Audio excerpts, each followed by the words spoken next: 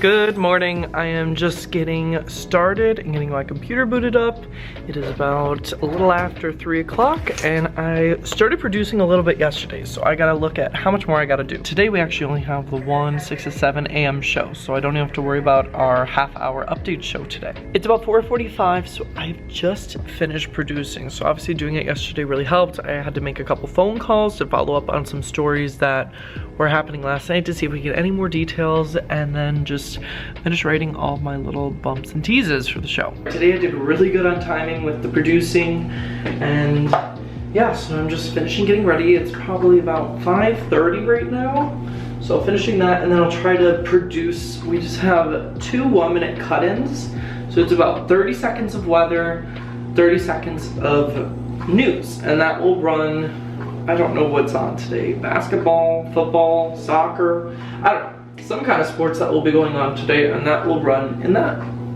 But otherwise, I started kind of getting ahead with, usually after the shows, what I do is I'll social posts onto our Facebook page and Twitter just to circulate, you know, national news that is going on, just to have stuff going up until the afternoon when the next anchor producer comes in to kind of keep stuff moving on our social media platforms. I'll say last night kind of felt like maybe one of the longest nights of sleep that I have had. Just, I didn't even go to bed till 9:30, but I woke up and I thought it was already time to get ready. And I looked at my phone, it was only midnight. So I was like, I still have a couple hours.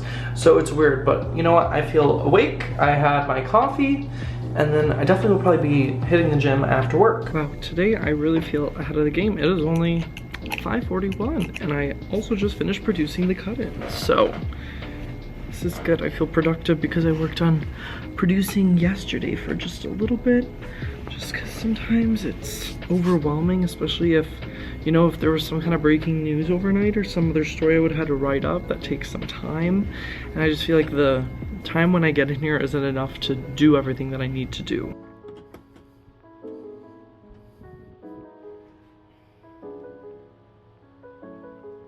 We are just about under 10 minutes until our showtime. Live from your local news leader, this is KTTC News. Welcome to your weekend morning news. I'm Charles Kelley. Thanks for waking up with us this Saturday morning. And now, as we're speaking about warmer temperatures and as it's going to warm up through the week, meteorologist David Burgett is joining us on the weather patio. Good morning, David. I'm sure it's a lot warmer than last weekend when we were seeing those negative wind chills. Charles, that's right. It is a lot warmer. In fact, we're seeing temperatures that are in the 30s today. Right now into Charles City. We do have a gap here from Rochester and along the I-90 corridor in the middle of our area. But you know, I'm happy to see some warmer temperatures, but also some sunshine. I feel like that's what we've really been lacking this past week, was just the sun being out. These past couple days, it just felt very dreary. Yeah, it was very dreary yesterday for sure. So with all the fog and a little bit of drizzle we saw. And remember, you can always get KTTC updates on the go. Just download the free KTTC app to your smartphone for the latest news, weather, and sports.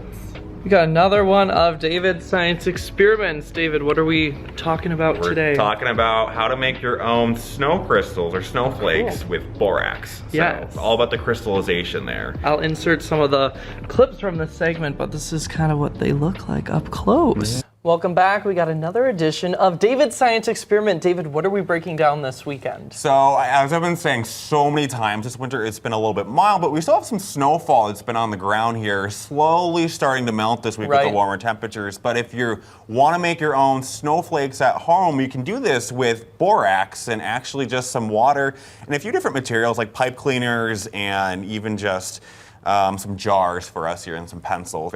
You need to make sure these actually fit in your jars too. This is pretty cool.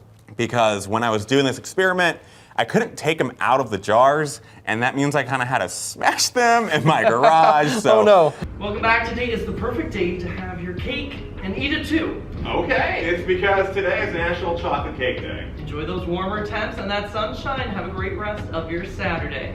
All right, our show is wrapped up, and now we're just getting ready to do 2 1-minute cut-ins, and then we are done. And you have to use, Thanks for joining us. I'm Charles Kelley. As areas of southeastern Minnesota continue to see warmer temperatures, that is it from me. I just socialed some things going until this afternoon on our social media pages, and I'm just gonna write a little of a script for Kelley, our director, who's going on a shoot this afternoon, so it will be ready for the later shows.